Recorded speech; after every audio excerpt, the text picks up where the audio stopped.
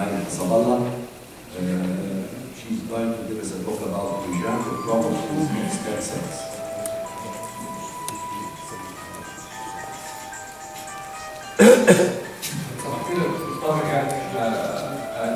I'm very happy ان انا قدرت استقطب الدكتوره ماجد حسابالله انها تخش في الفيلد of stem cells, and she proved to be an excellent researcher في stem cells وابتدى يبقى ليها رسائل كثيره في الموضوع دوت شكل الدكتوراه.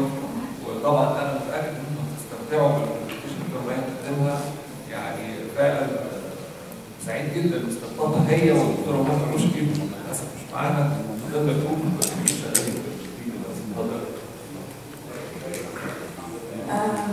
Mr. Chairman, my dear professors and colleagues, my talk today is going to be on the regenerative properties of stem cells.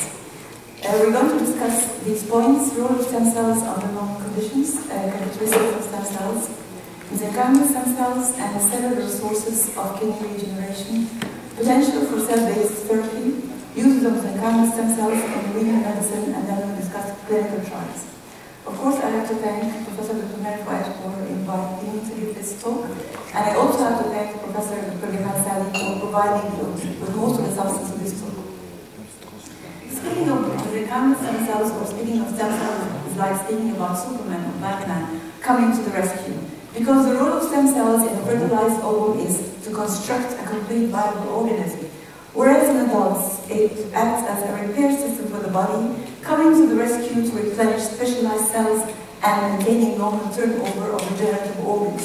So it intervenes with the building and maintenance of the functional and structural integrity of the body.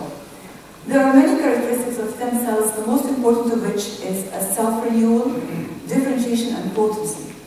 Stem cells possess a great capacity of self-renewal, which can be perpetuated over a number of cell divisions and sometimes indefinitely. They also have a great capacity to differentiate, and if you look here, you can see that for symmetrical cell division, two identical daughter cells are produced, whereas for asymmetric cell divisions, one identical daughter cell and a progenitor cell, which is a partially differentiated cell that is committed to differentiate into a certain cell line is produced. Now for potency, we have the first stem cell, which is produced by the fusion of the ovum with the sperm, and this cell is a totipotent cell. This means that it can differentiate into embryonic and extra-embryonic tissues, and it has the ability to construct a complete viable organism. Then we have two important types of cells: the embryonic stem cells and the adult stem cells. The embryonic stem cells can be isolated from the inner cell mass of the blastocyst 2 to 4 days after fertilization. They are the descendants of the totipotent cells, and they can differentiate into all cell types which are produced from any of the 3 germ layers. Then the adult stem cells are multipotent cells. They can differentiate into only a few cell lines, or unipotent cells differentiating into a particular cell line. So here, like we mentioned, you have the 2 major types of stem cells, the embryonic stem cells and adult stem cells, and we'll be speaking now the adult stem cells.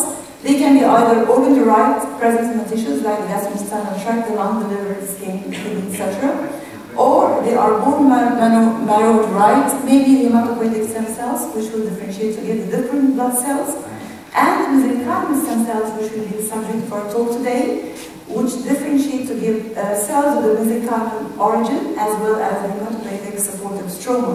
So they give rise to bones, cartilage, muscles, tendons, as well as the supportive stroma. So for mesenchymal stem cells, first we start with the definition. They are non-hematopoietic, multipotent stem cells that are capable of differentiating into and contributing to the regeneration of mesenchymal tissues. They were first isolated by Regenstein et al. 1974, and they are fibroblastoid cells, spindle in shape, and they adhere to tissue culture, glass or plastic. They are identified by the presence or the absence of specific markers.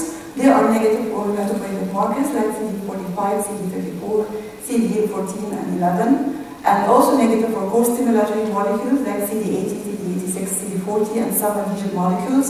But they are positive for CD105, 73, 44, 90, and 2 1971, together with other adhesion molecules. They possess many properties which will help and will aid in cellular therapy, like, for instance, plasticity, meaning that mesenchymal stem cells can differentiate to other cells besides the mesodermal lineage, like the hepatocyte, like endodermal lineage, like hepatocytes, or ectodermal lineage as well. And also, they are immunologically privileged. Mesenchymal stem cells avoid allergenic rejection. And this is because they have low expression of both major histocompatibility classes 1 and 2 molecules, and they lack expression of major co-stimulatory molecules, CD40, CD18, CD86, etc. And therefore, they do not induce lymphocytic proliferation when co-cultured with allergenic lymphocytes. On the contrary, they induce an immune-tolerant state, as will be discussed later. They have the ability to home to injured organs, the mechanism of which is not exactly elucidated, but when there occurs injury, there is upregulation of hyaluronic acid and stromal cell differentiated factor 1, which can bind to the cell surface receptors CD44 and CXCR4 present on the mesenchymal stem cells respectively.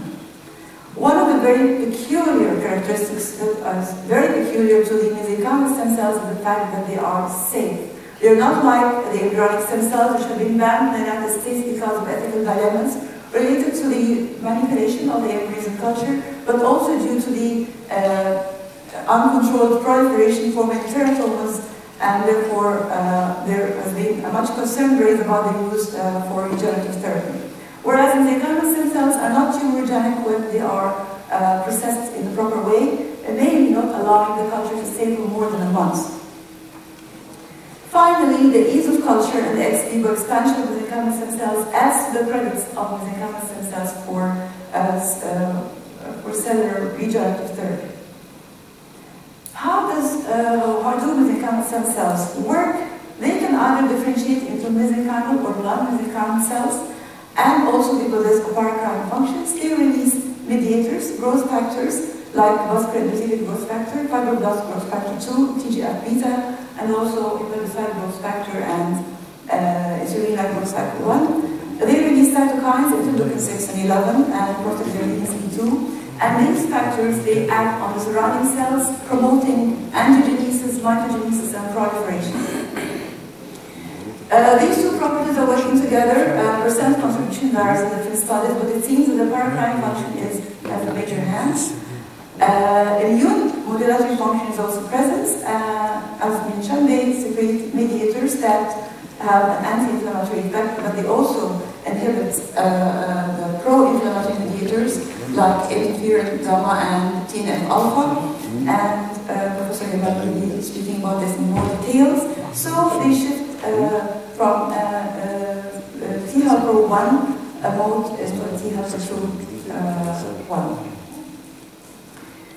They also can do cell fusion and genetic exchange, as well as exosomes microvesicle reincorporation. And if you can see here, this is the stem cell, which gets, when it gets in contact with a cell with a genetic defect, it has the ability to remove the aberrant part of the gene, and therefore it can be used for treating genetic aberrations.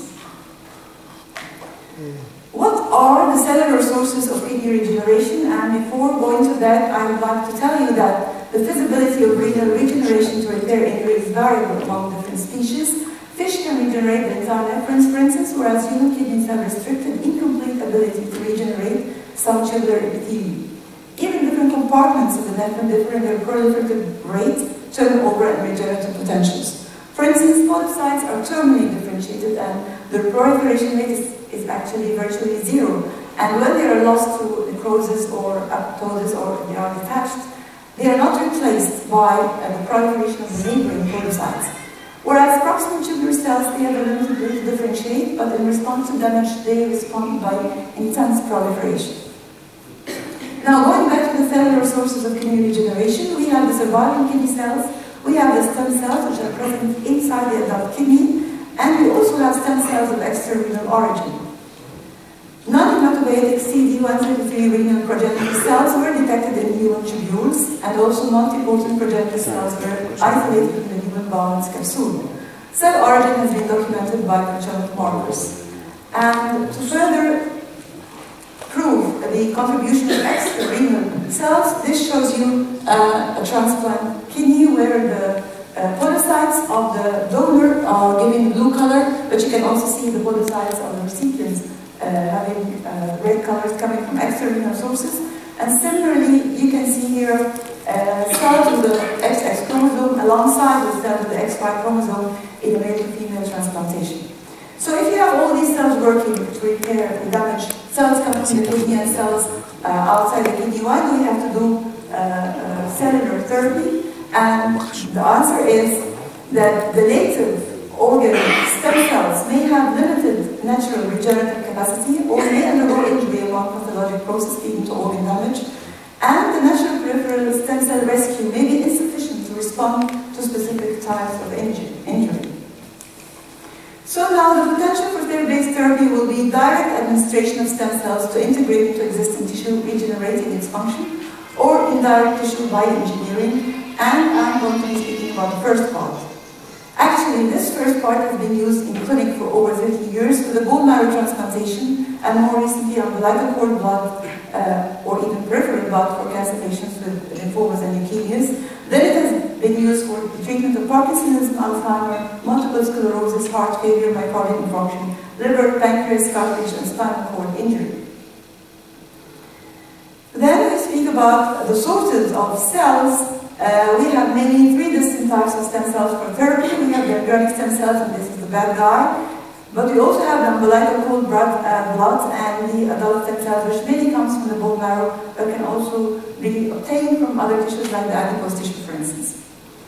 Peripheral intravenous injections of mesenchymal stem cells show initial pulmonary entrapment. Differential local organ parenchymatization represents 1 to 2.5% of the cells. Therefore, we need millions or even billions of cells to be used. Now we move to the uses of mesenchymal stem cells in renal medicine, and for glomerular repair during nephritis, bone marrow-derived cells are fully integrated in the glomerular structure as endothelial and mesenchymal cells. You can see endothelial progenitor cell infusions here incorporating into the glomerular structure and differentiating into endothelial cells, and also mesenchymal cell infusion result in mesangial proliferation as well as exerting its paracrine effect. Bone marrow-derived cells have been shown to partially correct renal outward alpha-3 chain pro-collagen effect, and bone marrow stem cells could repair genetic and renal defects. It seems that hematopoietic stem cells, rather than mesenchymal stem cells, can be involved in glomerular fusion, whereas mesenchymal stem cells are capable of repairing interstitial capillaries and fibrosis. What about tubular injury? Mesenchymal stem cells ameliorate ischemia or toxic AKI, mainly via paracrine effects. You can see here that with acute kidney injury, you have the problems of inflammation, tubular cell damage, and vascular damage can all be corrected by mesenchymal stem cells.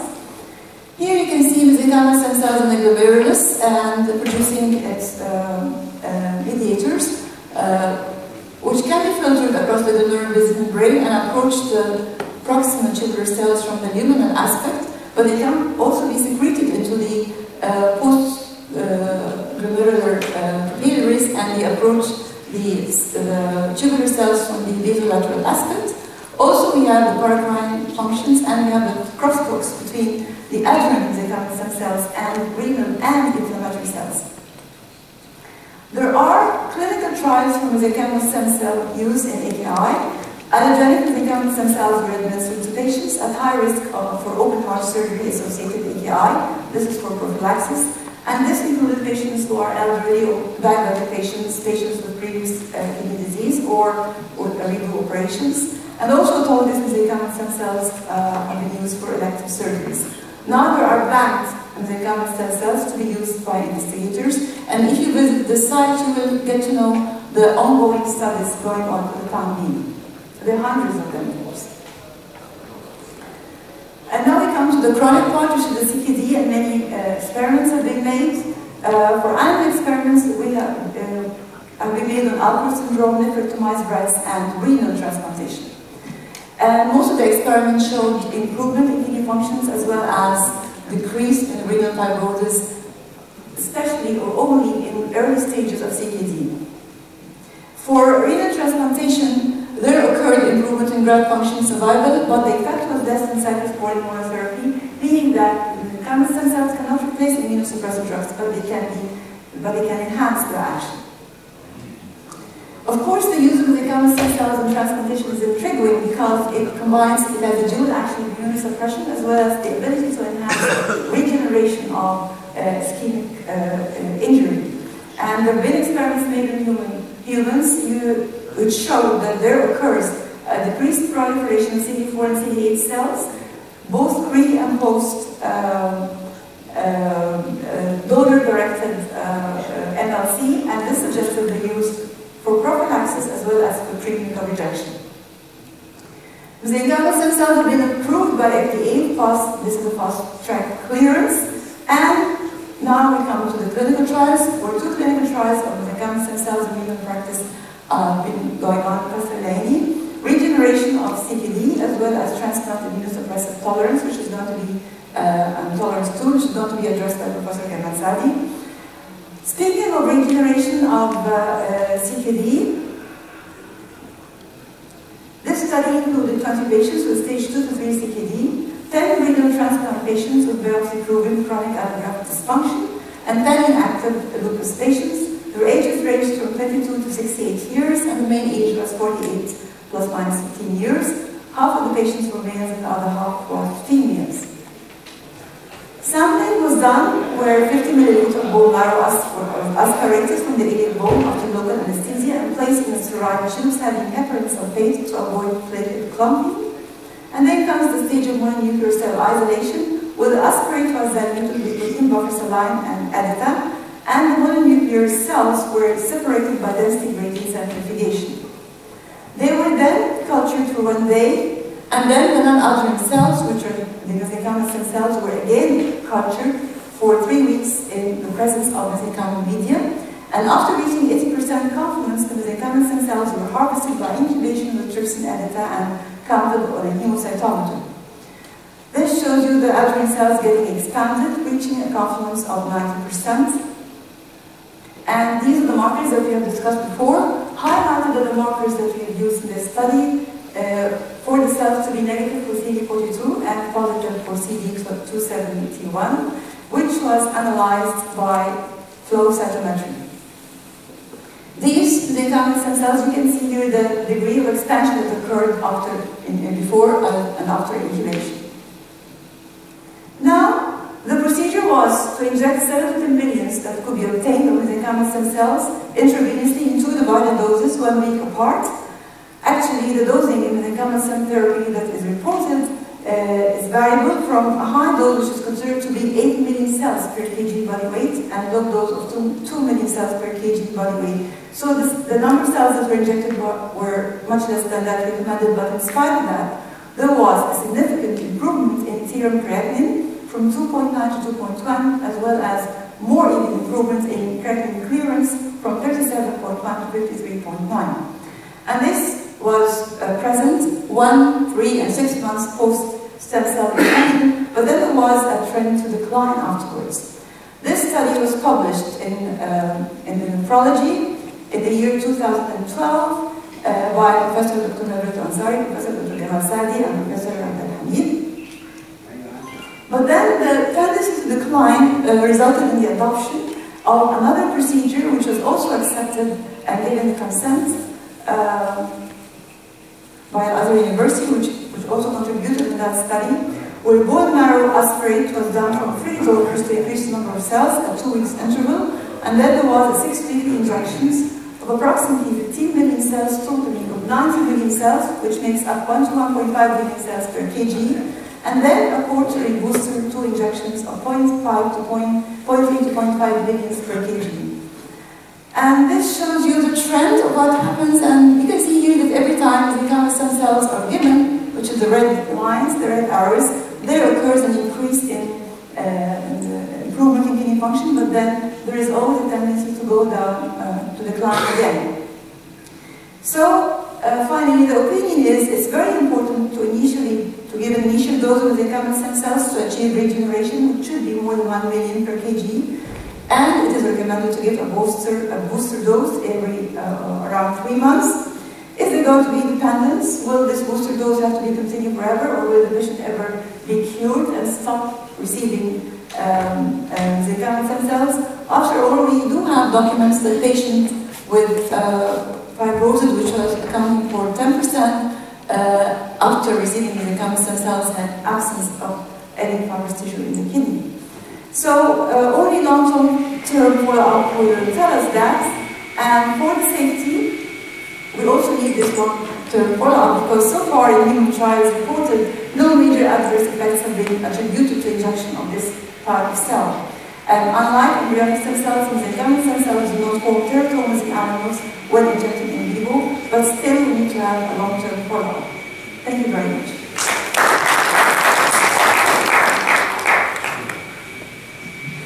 Thank you very much, Professor Malik, for this wonderful presentation. معلش هو سؤال غريب شويه، يعني في المره الاولانيه خدت من العيانه كان في دور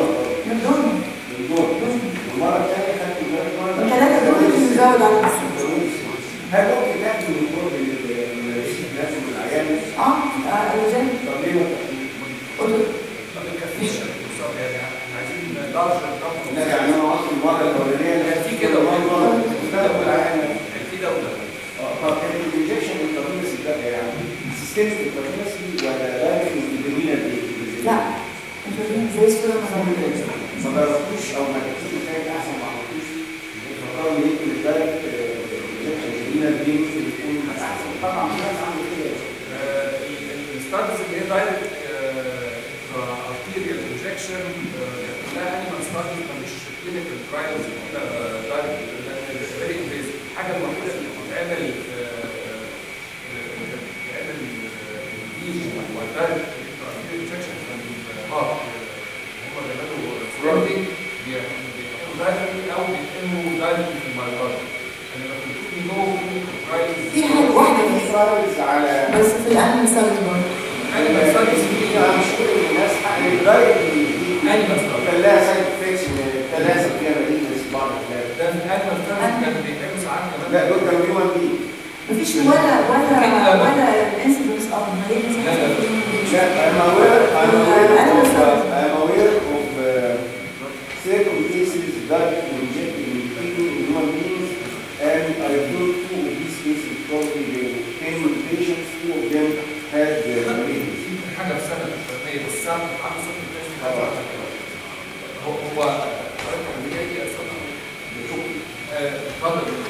هو انا عايز اقول ان هم عندهم الابيليتي تو هوم تو انجر تيشو بريفرال بس يمكن الوقت يبقى احسن وافضل لو محتاجوا كمان اقل من السن. وده اللي احنا محتاجين عدد عيانين اكتر ووقت اطول عشان نقدر هو انا بحب اوضح يعني حضرتك شايف الستايل معموله محطوط الترانسبلانتيشن اسمها الابليكيشنز عشان العدد. انما لو احنا عندنا عدد كبير هنقدر ساعتها نتابع. هو في بوينت كمان اكبر في مور ديفيشن عن الدايركت انجكشن على شيء من البريفرال سيستمك بريفرال انجكشن وهي مور ديفيشن الدايركت انجكشن دول. ليه بقى؟ المين فانكشن او المين بنفيت بتاع الستيم سيلز مش الدايركت كوربوريشن. المين بنفيت بتيجي من الباراكراين اكشن بتاعته. لو انا اديت الدايركت السايتوكايزم اللي بتبقى ريليز هتبقى وورد شبروه بالقرب هتبقى طول البريفرال سيركيشن وكيف اطول. انما لما بنشيك البريفرال سيركيشن اول بس لفت لفتين. انما لما ده بريفرال استراتيجي كنت هم في الضغط وبعد كده اول طلعه على الكيدني يبقى وورد. هي اول طلعه. ايوه اتفضل. طبعا حضرتك مؤسسين ويعني ايه الكرايتيريا اللي بتخليني اقول ان انا اخد الاورجن على ايه؟ ايه الكرايتيريا اللي انا اقول ان عمل كفايه كويس؟ هل في كاونتر للاجهزه؟ لو مثلا انت عشان البريفر بلاد ايه ممكن تستخدم زي حاله الانجكشن زي الحقن نفسه ولا مفيش الكلام ده؟ كنت عايز بتحدد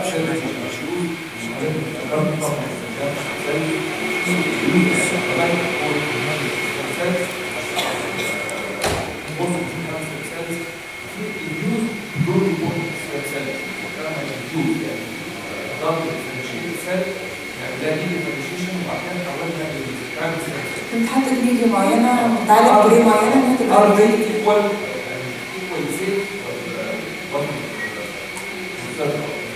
I think the stem cells are induced pluripotent stem cells are equally safe and so on.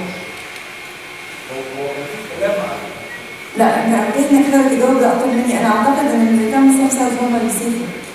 هو في كونسبت دلوقتي inducing الستم سيلز مثلا different او فات سيلز او فايبروبلاست او كذا ونعملوا في differentiation by cross factors وبعد كده نبتدي نحولهم اذا كان سtem cells we differentiate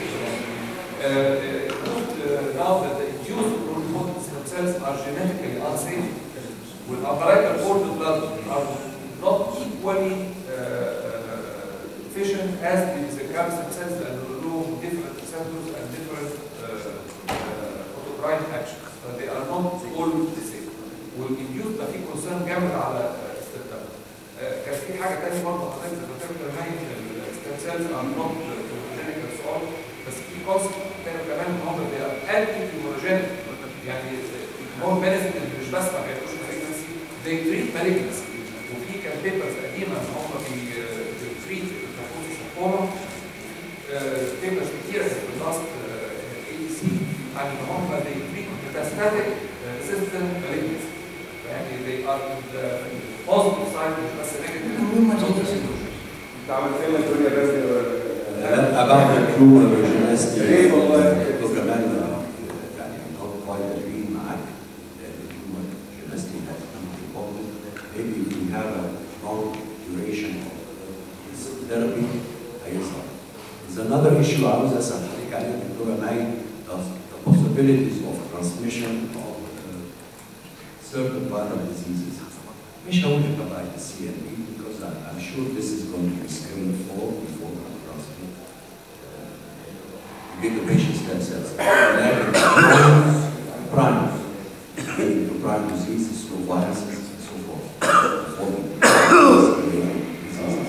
This has been an issue برضه لكن هو الفكرة مفيش long term follow up of these patients. That's why I think الناس اللي بتشتغل في مجال stem cells for treatment of diabetes have not maybe well started using the humans in the بعض المراكز اللي فيها يعني certain question marks ولكن worldwide we shouldn't be using it. And في خوف من الحاجات هي virus, slow viruses. What do you have to say about it? لو طول ما في خوف احنا مش هنقدر نوصل للكونكلوجن. We need to have يعني السtem cell دي حاجة جميلة جدا، حاجة يعني سيلز خرافية بتعمل حاجات خرافية. ف في أسئلة كتير مش قادرة أرد عليها لأن فعلا ما لناش وقت. فاحنا محتاجين ما يبقاش في خوف ده ونحاول نعالج ونشوف اللي هيحصل ايه لأن هو I have an answer to this. When you have a risk of unknown viral transmission, this is the risk of blood transfusion. يعني لو في blood transfusion في الناس اللي عندهم any blood transfusion without analyzing any of the unknown viruses, when you select from a specific unknown major virus, you still might have an unknown virus. بس لما تعمل application للسيلز select cells ده بالعكس ده more safe عن الجلود blood transfusion which are continuously given الناس اللي عندهم هيموليتيك انيميا. يعني اللي عنده هيموليتيك انيميا ما بتستعملش في blood transfusion اي دور. بس البرايمز دي are ما هو بتدي في blood transfusion كل السيلز. يعني you are still having the risk of unknown viral transmission equally مع اي cellular therapy. But I have to give blood transfusion to certain or disease situation as a life-saving procedure for مضطر لازم مضطر لكن انا اقول مضطرين استخدام stem cell for long term. That's why I believe experimentation more and more is important.